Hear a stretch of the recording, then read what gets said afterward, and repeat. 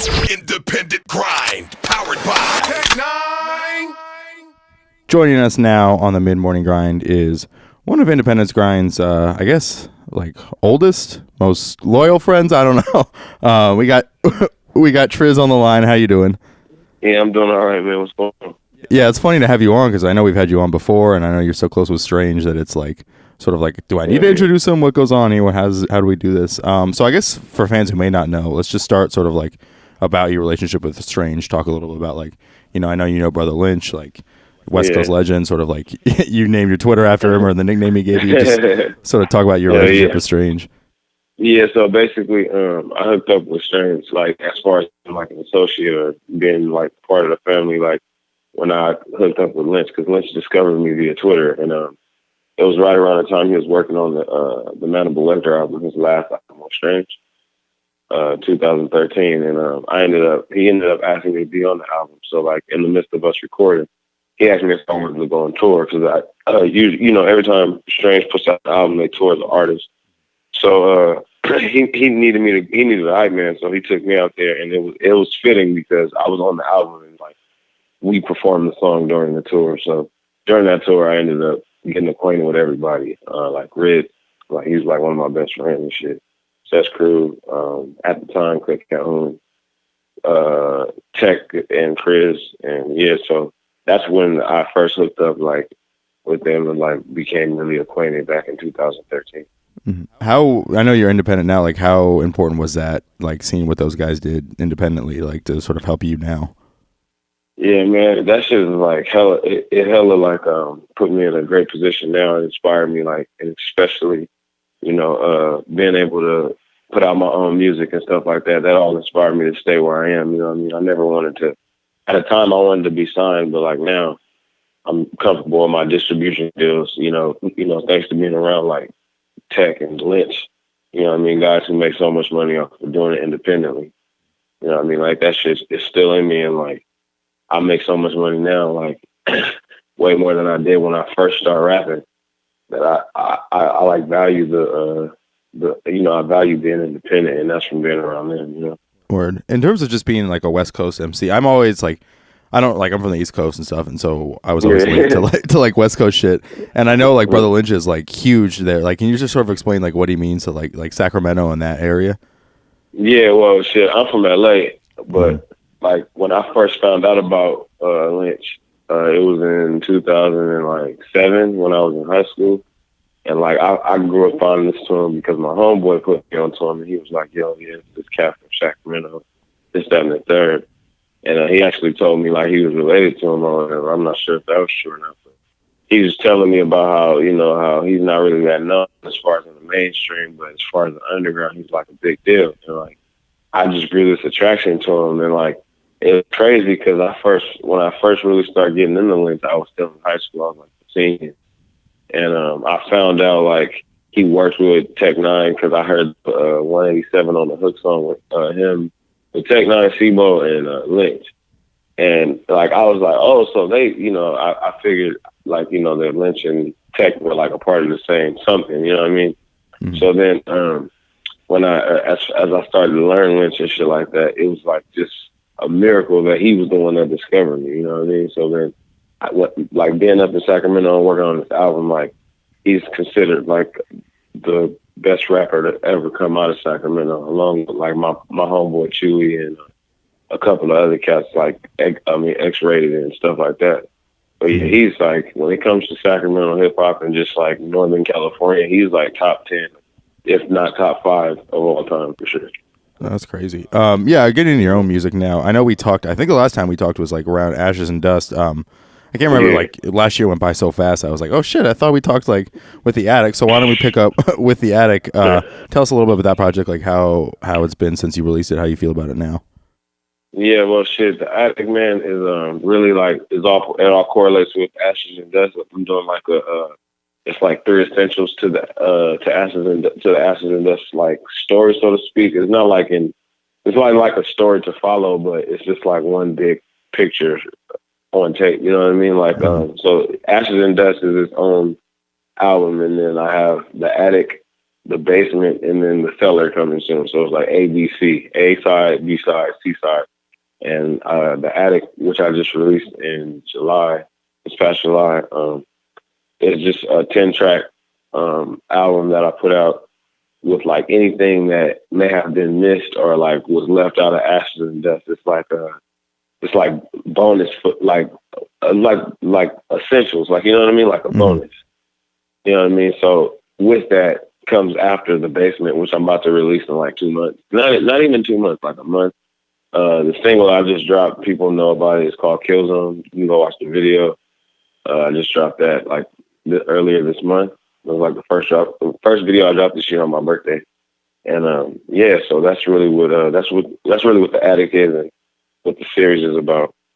How'd you come out? Because I was going to ask that. I noticed like it was the attic and then the basement, and it's like sort of like the A side and the B side kind of thing. Like how'd you come up with that concept and like going from concept to execution? Because I know like there's always like you always hear about artists who have concepts for like 4 or 5 albums, but it's like shit changes so quick. So how'd you come up with the concept and how'd you stick to it? Yeah, like so basically like the attic and the basement and the cellar basically are like just basically like my mind. It's basically bringing you into my world, like a dark place. You know what I mean? Like so.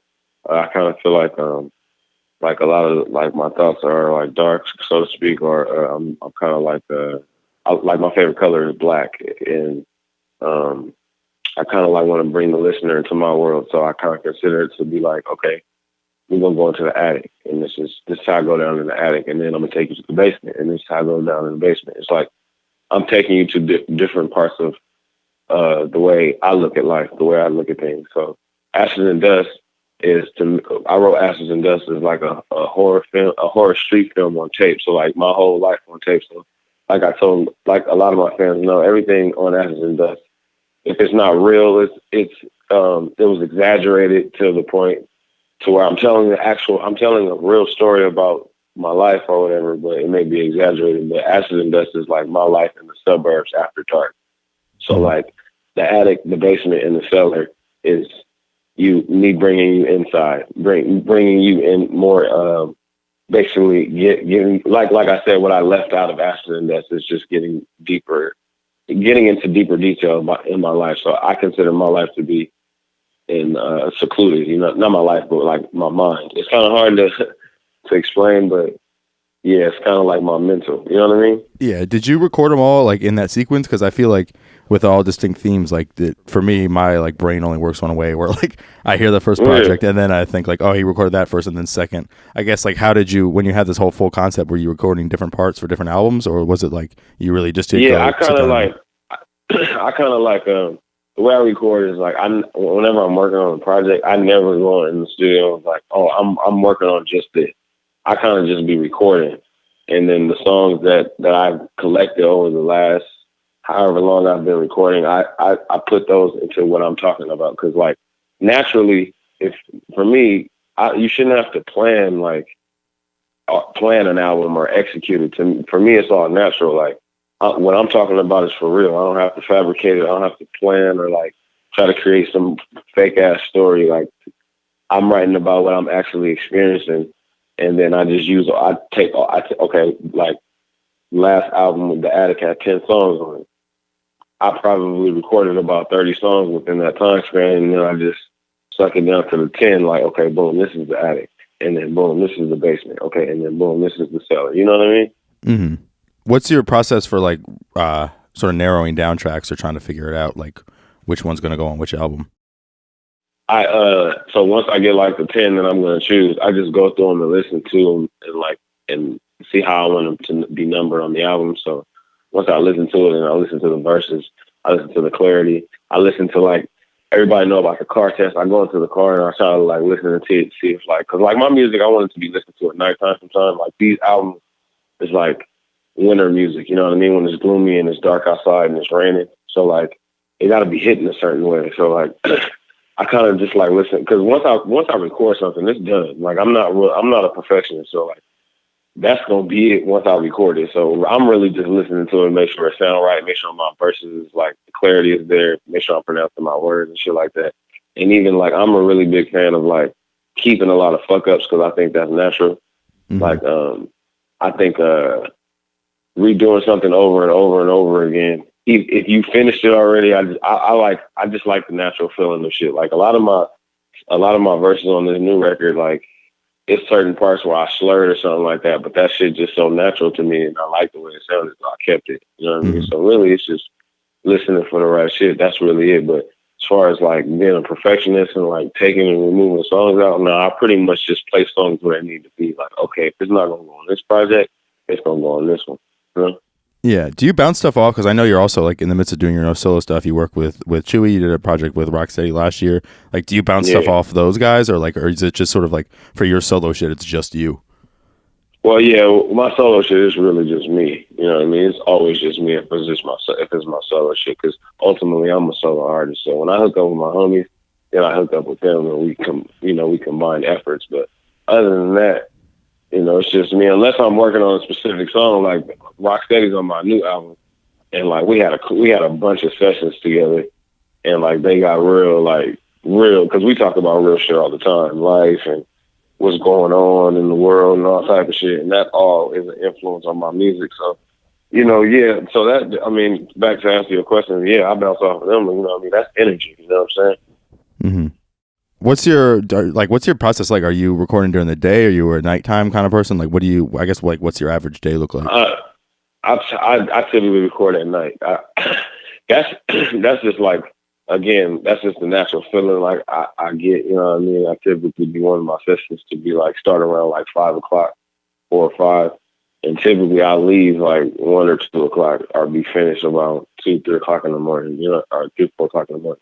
Mm-hmm. So yeah, I typically like to record when it's real dark. I like for the studio to be like lightly lit up. Like, so like if it's like studios that be having those blue lights or those red, like those dark burgundy type lights where it's real dark in the room, I like that vibe. That vibe is cool. So I typically record in a dark, gloomy setting. That's what I like. I mean, if my circumstances don't provide that, I adapt. But I typically like to record at night. Yeah. And I know you got to take a break to watch the Rockets. yeah, and the Patriots this Sunday. How'd you get those two teams? Yeah, man. So like, I was a huge Tracy McGrady fan, and like I was a kid, when Tracy McGrady was really doing his thing. You know what I mean? Like 2002, 2003. He went to the Rockets in 2003. I was only 11 years old. So when he made that move, that was around the time I was gaining knowledge to be with a basketball team. So he was with the Rockets, and like I just stayed there. So I've been the Rocket fan for the last coming up on 16 years. And then as far as the Patriots, I was a huge Randy Moss fan. And he went to the Patriots, I believe, in 07. I was 15. Right, 07, I believe it was either 06, late 06, 07. It was the 06, 07 year. And that was like, I was like, I'm staying here. I'm not about to change my team. I see what this sports shit is about. So as far as the Patriots, I've been a Patriot fan for the last like 11, 12 years. Well, you're not making any friends in Kansas City with that right now. No, hell no, not at all. Actually, my boy Greg, he used to actually work for Strange. He went to the game and he was like, it was crazy, man. Like Tom Brady just drove up the field, like it was insane. Yeah, I was talking to him about it, and I was like, he was like talking about it, like, oh, it's like the passing of the torch, like Mahomes is taking it from Brady. I'm like, can you just chill out? Like Brady's not even done yet. Like he's still like, they're still the goddamn Patriots. Like, why don't you settle down a little bit? And then sure enough, yeah.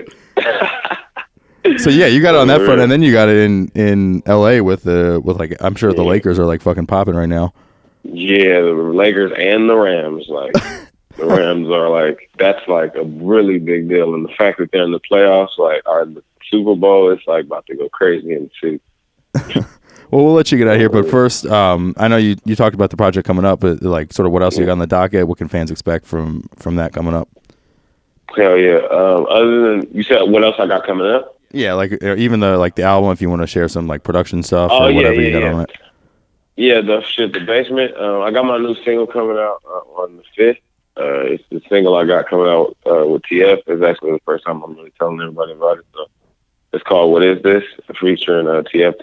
TF is actually on my last single for The Addict called 86. So a lot of fans might be familiar.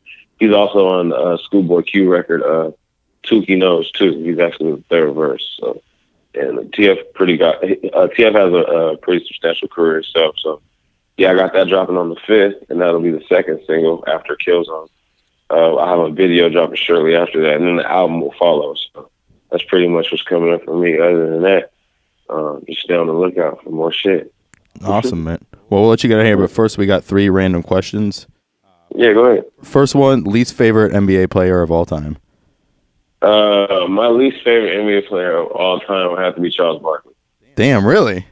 Yeah, because he talks so much shit and he doesn't have a ring, dude. It's annoying. Do you still hate him now?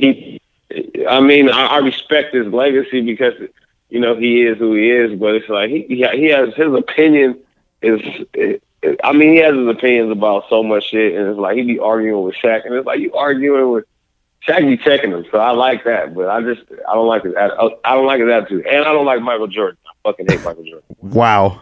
That's that's odd. You're not afraid to throw like fucking hot takes out there. That's probably one of your hell no. The biggest. Do you want to explain that one? Like I just don't understand. Like he is like he's very disrespectful to like minorities. You know. I did not know that. Like, yeah, and like I've seen and read stories and about when like people were standing in line for his shoes and shit like that. And like when a kid, I remember reading a story. A kid had got killed over his shoes, and he heard about it, and he was just like, "Oh, what can I say? I'm making a good product." Like in those words. So I don't got no respect for that. Nobody will ever see me in no Jordans. You feel me? So that's why people see me in Vans and Adidas and Nikes and shit. All right, next one up. Person you would like to be stuck in an elevator with, and the person you would least like to be stuck in an elevator with. So it's like a 2-parter. I'd like to be stuck in an elevator with Samuel L. Jackson. That'd be tight. And who I'd least want to be stuck in the elevator with, I wouldn't want to be stuck in the elevator with fucking